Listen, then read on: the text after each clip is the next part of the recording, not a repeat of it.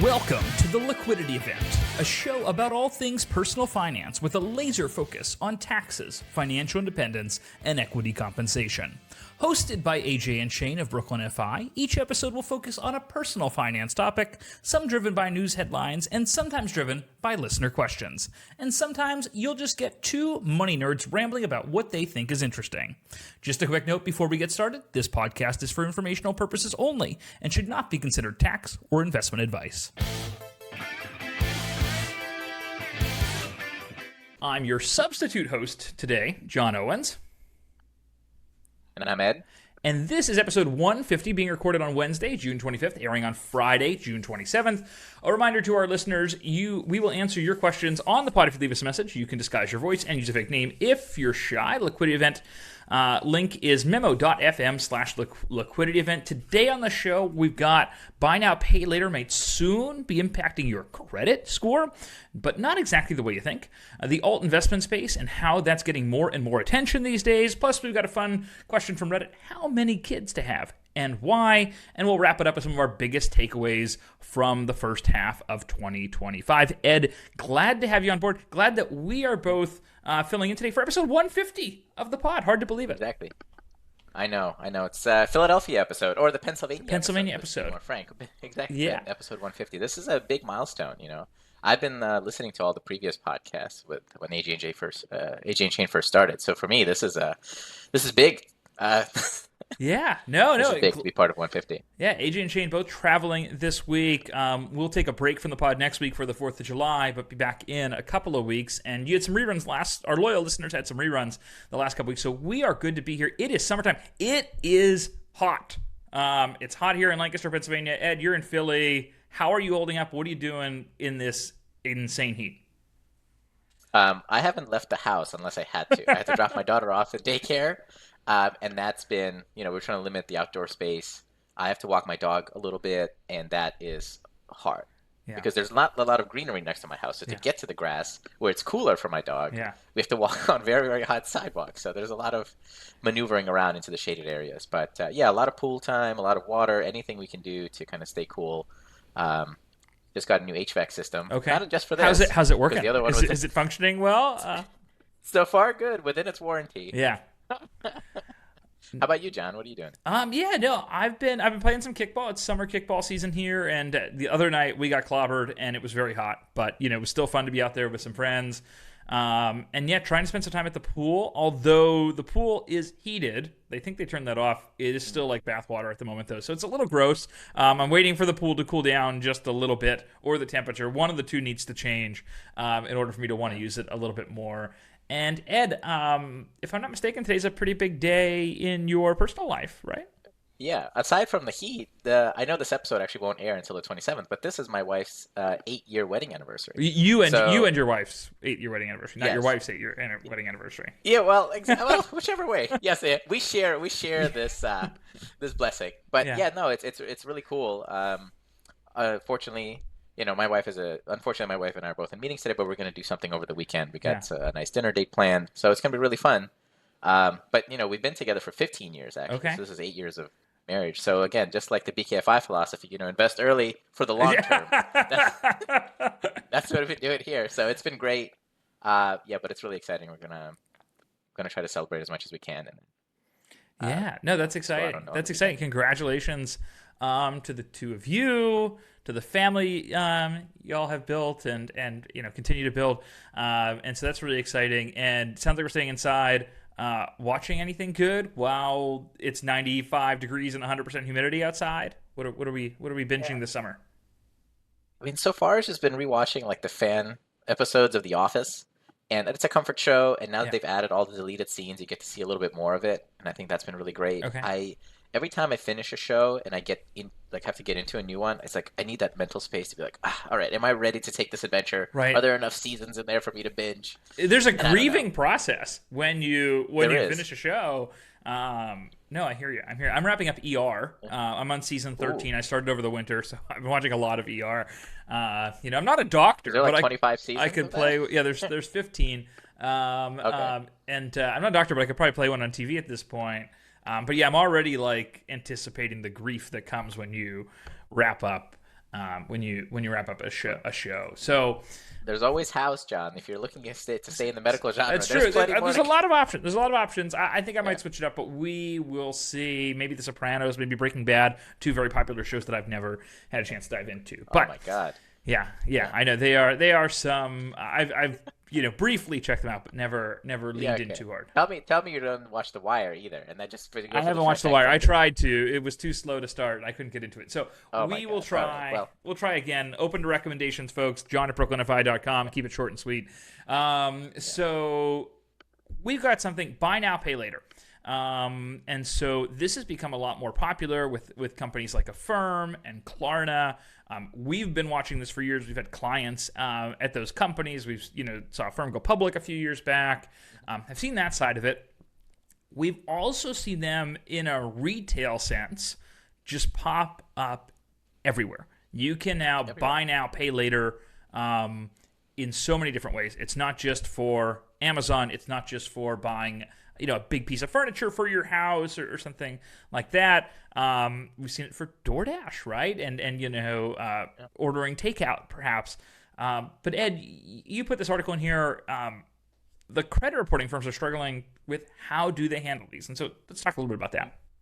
Yeah, absolutely. I mean, I think these buy now, pay later firms, again, are trying to insert themselves into every part of our life. Mm-hmm. Every single financial transaction that we may have, they want to be a part of it.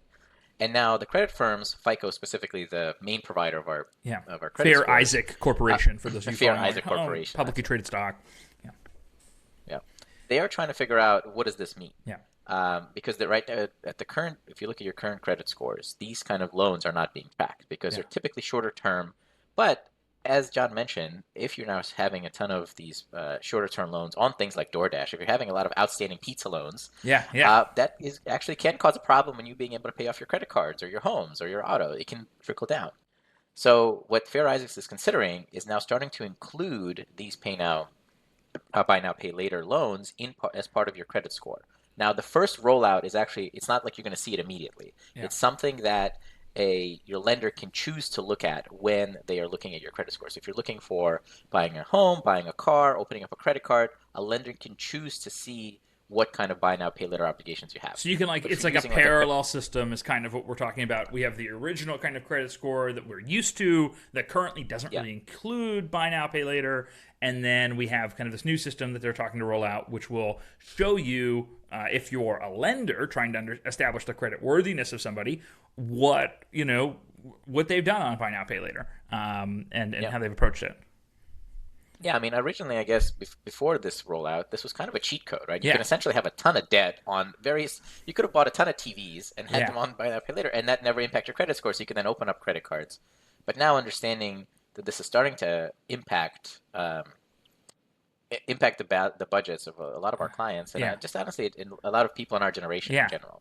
I think that this is a big deal, and I think for individuals that are starting to use or abuse these programs, this is going to be a little bit of a shock when they try to apply for traditional crediting services, and they're going to see that, wait a minute, you have 20 outstanding buy now, pay later Klarna loans for very small dollar amounts, which in and of itself might be a red flag as well to a lender trying to establish your credit worthiness, right? You don't have the $80 for this purchase or something, then why did you make it, right? Yeah. And I think how are you going to buy it? How are you going to pay off the $20,000 car? Exactly, or the $350,000 or $500,000 house that or condo you're trying to buy, and so I think the one thing. Let's just go back to kind of basics here when we think about financial planning, and we evaluate, when should we borrow money to pay for something? When is that an appropriate thing to do? And let's keep in mind, with credit cards, in theory, you are borrowing money every single day to do transactions. So we're doing some of that with credit cards currently, but in theory, you're paying that off every single month, right? What buy now, pay later is doing, as it has expanded, is that you are now potentially taking the cost of something and spreading that out over a longer useful life than the thing you are buying. And that, to me, is the scary part of buy now, pay later, Ed, right? If we think about it for a DoorDash or a meal, the useful life of that meal is what?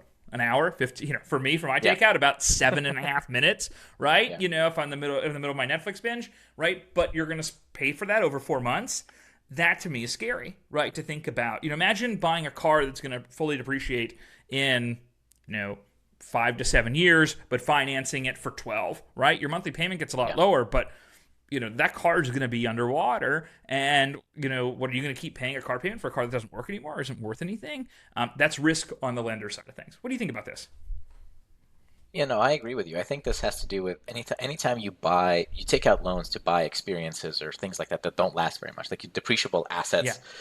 Yeah. I think you get into a little bit of trouble doing that because, like you said, you get the enjoyment, the benefit of this thing almost immediately, but then you're stuck with paying for it for an extended period of time. So now it lives rent free in your head. Yeah. Now you have this outstanding loan. So then to get another experience, to get another piece of food or anything like that, you now have to continue to borrow. Now you're just extending your credit. Yeah. And so at the point when you're looking at your financial situation, it's like, what do I actually have?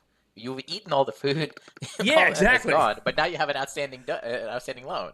So there's no asset underlying this purchase that you're actually using. Even I understand the car being depreciated, but at least it's a car. It can get you to work. It can get you to places. Exactly. It has a useful value in that regard. I think the other piece of it is, and what they're struggling with reading this article is that with buy now, pay later, right? Each purchase that you push through to a Klarna or an Affirm is a different loan. They're very small dollar amounts, right? They can be larger, but sometimes they're very small dollar amounts. They're a few $100s, and so if you opened up a credit card and put a few $100s on it and then closed it and did that every single time you bought something or every single time you bought something that you didn't want to pay for right away, right? That would wreak havoc on your credit score because it would bring down the average age of your credit, which is a big factor.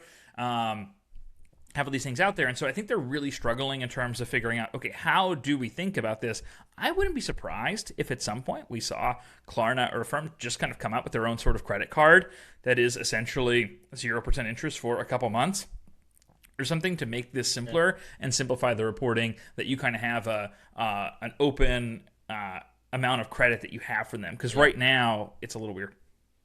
Yeah, I mean, technically, these are very short-term lines of credit, right? That's essentially what's happening. You have an available balance, and every time you take out a loan, like I personally, I have used Affirm for, I think, a purchase of our baby monitor. I think it was like $400. I was able to finance it for 6 months with zero interest. Zero interest. Like, okay, and was there any fees on why that? not? There were no fees. No interest. I mean, maybe there are fees. Maybe it's built into the price, but I don't see it. And it's like, that's not a bad deal, right? Hey, you're going to have a baby monitor. We're going to talk in a little bit here about how many kids make sense, which is one of the topics from Reddit that we pulled today. You're going to have a baby monitor for a long time. It's a few $100s. If it's 0% interest and there's no fees, there's a financial incentive when we ignore the potential impact on a credit score to do something with it. So what was the experience like? I've never used it, so I'm a I mean, Luddite it was very easy. It's a good and bad thing. It was incredibly easy, right? It now pops up on all of your purchases. You go on the website. It's one of the purchasing options. Like, hey, instead of credit card or cash, you can go buy now, pay later. They run a soft check on your credit. Okay, so your score's not going to be impacted by it. Right? Yeah, it's not going to be impacted. They run a soft check just to see, hey, are you even able to, can we even lend out anything for you? But yeah, it was very easy, and that's the thing about this process is you just get this thing and you're not paying for it. You just have a loan. Like, you don't have to make an initial payment. There's like your first payment is due in a month. Yeah. So it's as if you got something for free, but you did it. Yeah. But it feels like it in the moment. Yeah, and I think it's interesting, right? Like a big part of our economy is being able to extend credit to folks, and what they can do with that. Right? And there are amazing things you can do when you are extended credit, and that leverage can create significant economic opportunity and growth and upside potential that would allow you all sorts of things. And people have used leverage to build successful businesses, to launch themselves, right, to get an education, that sort of thing. Leverage, if used the wrong way, can wreak havoc on your personal economic life. Right? Yeah. It's like any financial tool. It's a tool. It's a tool, right? You have to know how to use it. It's not an additional amount of income. It's not an additional amount of resources. It's a tool. Just because if it's sold like a hammer, then everything is going to be a nail. That can't be the case. Exactly. So yeah, very interesting to see where buy now pay later goes, how this impacts folks' FICO scores and credit reporting, because it is something that does need to be taken into account by lenders at some point, but we'll see what the carry-on effect is. Speaking of financial tools, things that are out there that we're hearing more about these days, much like buy now, pay later, Other thing, Ed, that you and I hear both in meetings with clients, with prospective clients, with, in the industry conversation these days is alternative investing. And let's take a step back. We can define this for folks, but we're getting a lot of questions about this. And what alternative investing is: investing beyond stocks and bonds of publicly traded companies.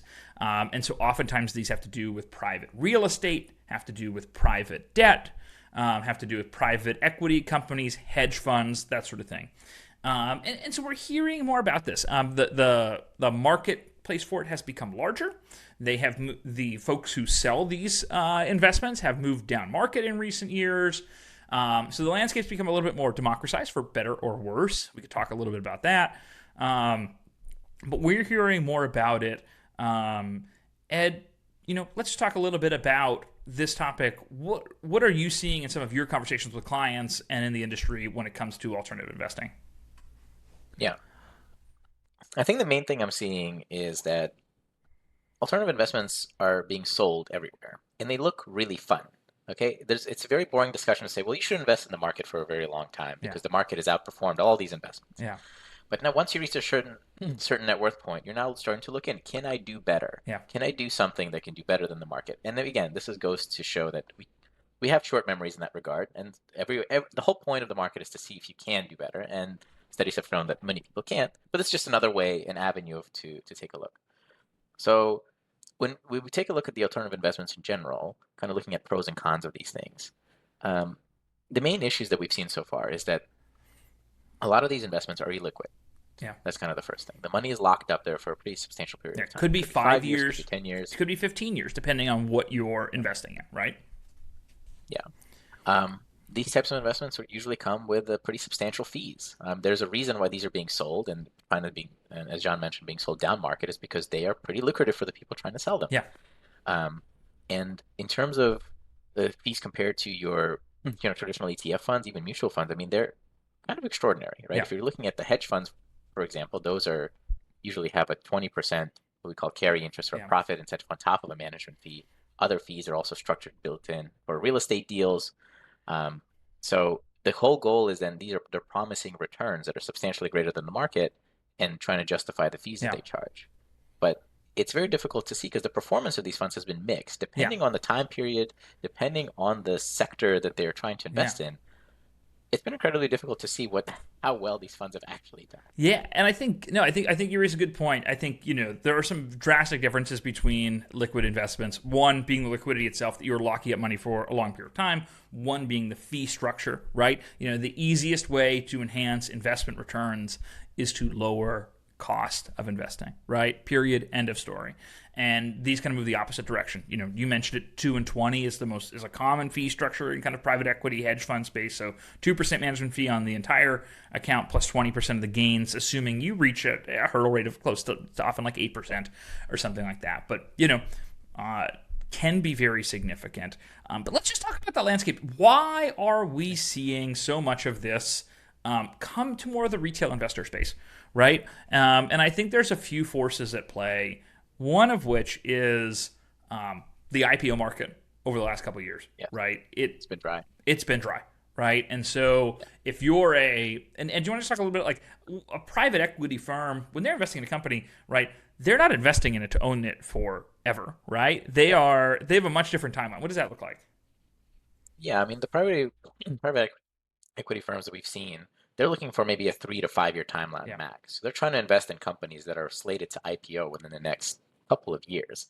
They're not in the business to hold these companies for long term. They don't want that. They're looking for a short turnaround and a quick profit. Yeah. And John, like you mentioned, if the IPO market is dry, then the private equity exit timeline has also increased, which means now that their investors are getting a little bit anxious about taking the funds out. What have you seen, John? And so now we're seeing kind of these swaps. I think Adrian Shane talked about this recently on the podcast a few weeks back in terms of what is happening in the private equity space where they're kind of swapping with each other in terms of what they own to get some degree of liquidity, right? They're looking for multiple growth in terms of valuation and then to make an exit.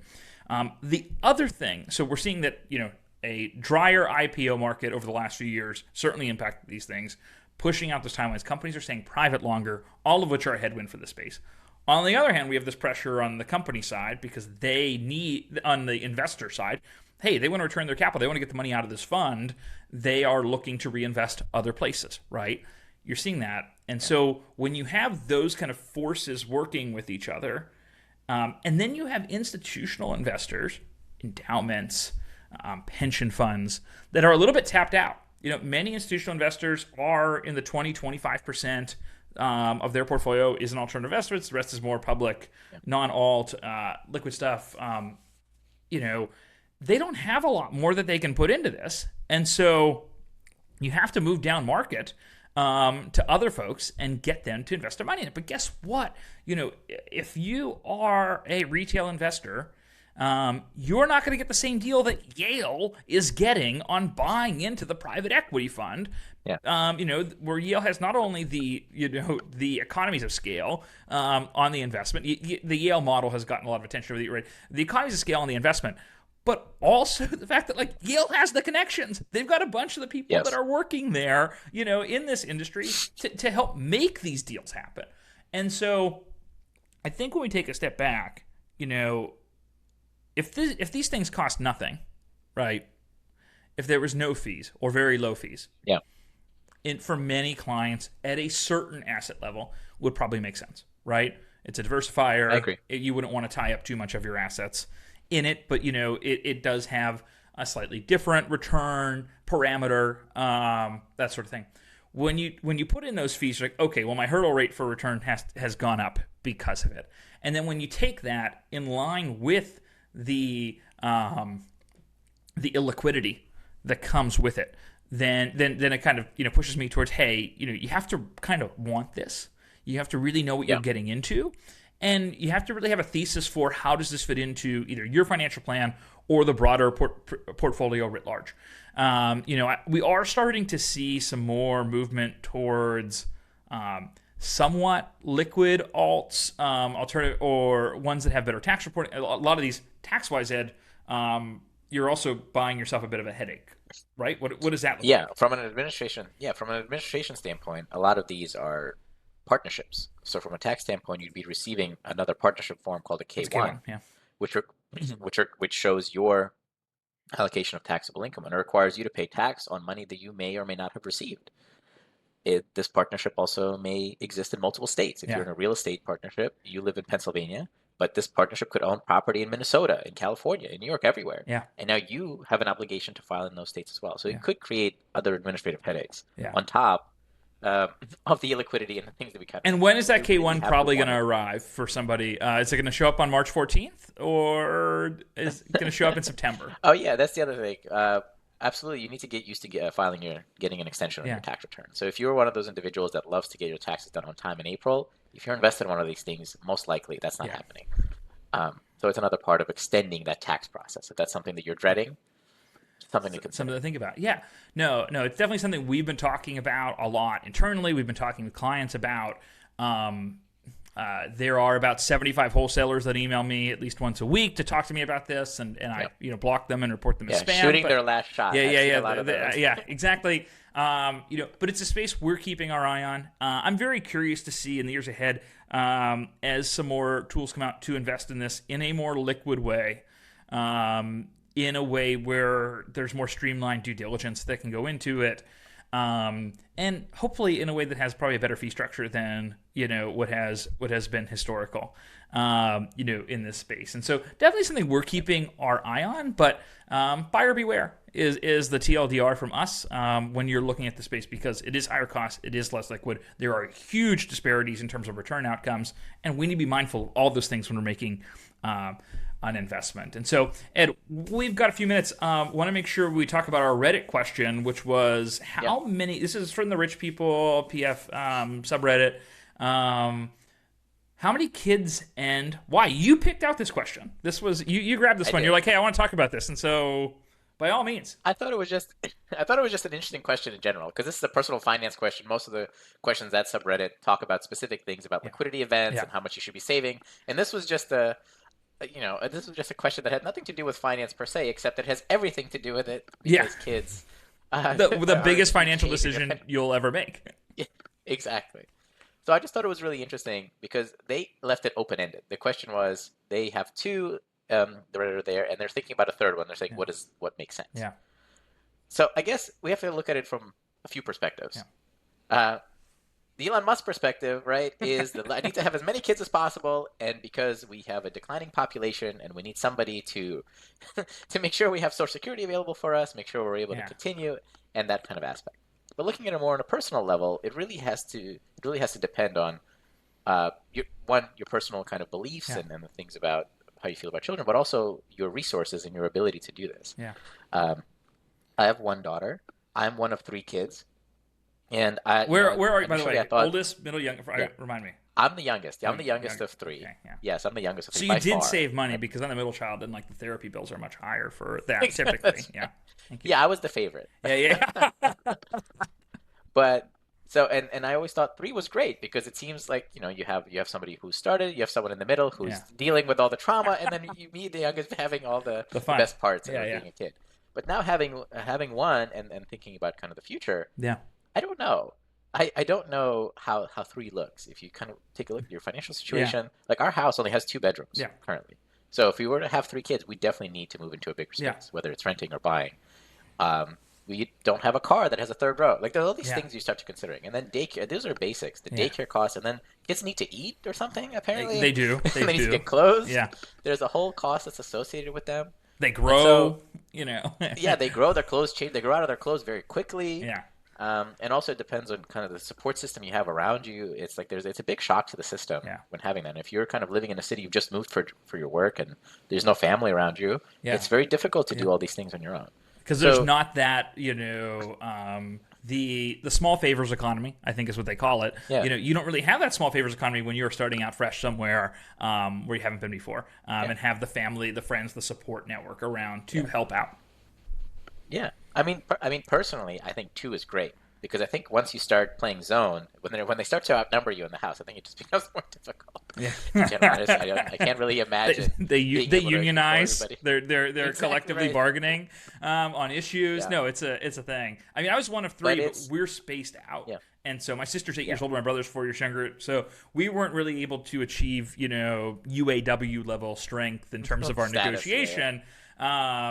Growing up. But I think you bring up a good point. The birth rate overall is 2.3 globally is the birth rate. It's down from 5.3 in the baby boom and 1960s post-World War II era, that sort of thing. So it's dropped significantly. United States birth rate is down to 1.6 from 2 in 2000. And so I remember growing up, you hear the birth rate, it's about replacement rate. Yeah. We are now below that, which creates a bunch of demographic issues, right, around how do we handle legal immigration and immigration overall and migration, and the fact that we have a lot of boomers that are retiring and jobs that will need to be filled over time, and how does AI fit into it. And so there's kind of this whole macro level discussion about population dynamics and the birth rate.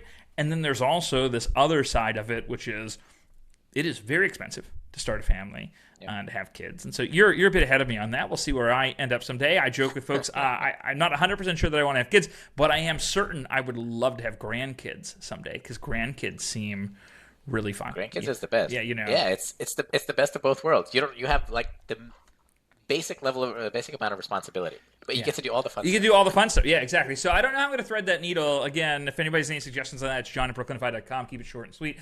But it is an interesting topic. It comes up with clients a lot. We've found a way to help model. These are some of the costs that come into play when you do start a family. This is how your spending is going to shift over time, so that we can help folks make informed financial decisions about what may need to change as their home life changes. And certainly a trend we'll have to keep an eye on here in the years ahead. We're coming up on time here, Ed, but it is the end of June. This is our last episode in the first half of 2025. Hard to believe we are halfway through the year. Would like to just hear takeaways for the first half of 2025, personally, professionally. What happened? What are your biggest takeaways? Well, 2025 has been a wild year, and it seems like it's been the wildest in recent memory. Yeah. But I think the focus has been really about, again, taking care of yourself, focusing on the things you can control. I've been really making a priority to spend a lot more time with my family, spend a lot more time with my daughter when I can. And just really take those moments and live in those and think about them, that these are the positive things that I want to remember.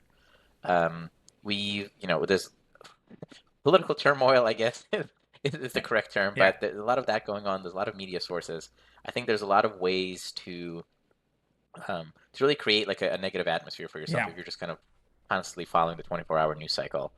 But I think that's it has to be a refocus on the things that you can't control. If you're concerned about it from a financial standpoint, go back to those long-term goals.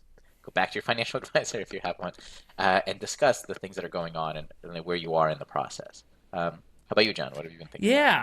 No, I think very similarly. I think the world is a wild place sometimes, both in stock markets and geopolitics, in the economy overall. And I think when it is particularly volatile, which I think we are in, it feels like we're in one of those eras, it's very common for us to kind of take, okay, well, if this is what's happening, then the second, degree from that is this, and then this is going to happen, that sort of thing. And I think it's very hard to make those calls and make those predictions these days. And I see a lot of people on social media who are trying to do that all the time. Oh, this is happening, so this is going to be the outcome, and that's not necessarily the case. And so I think, maintaining focus on the long term is really important. Help keep you grounded in the midst of the volatility. I think personally, first half of 2025, taking a little bit better care of myself has been good. And, I'm very lucky. I've got a lot of friends that live nearby. We're still relatively young, do a lot of fun things together. And so there's been this recognition that the good old days are right now. And so I'm trying to soak that up, knowing that things will change as we all get older and make some of these life decisions that we're talking about, today, and evaluate some of those things and go from there. So good old days are right now, folks, in some parts, even if it is scary times overall. And so just try to maintain that perspective. Yeah, it's literally like from the Office episode, right? The last line that they say, "I wish someone told you that you were in the good old days when you were still in them." There you go. This is the time. Yeah. So Ed, always a pleasure. Appreciate you pinch hitting with me for AJ and Shane this week, and stay cool. Anytime. Yep, you too, John. All right. Well, folks, like I said, with the 4th of July holiday next week, we won't have an episode next week. Podcast will be back in a couple of weeks. Enjoy the 4th of July, the holiday with your family. Have some hot dogs, watch some fireworks, come back with all your digits. And thank you so much for listening. You can email us your financial problems, liquidityevent@brooklynfi.com. Leave us a voicemail at memo.fm/liquidivent, and we'll play it on the air. And finally, Stans, you can leave us a review if you want to be weird about it. I'm John Owens. He's Ed Zolotarev. Thank you for listening to this episode of the Liquidity Event. Bye.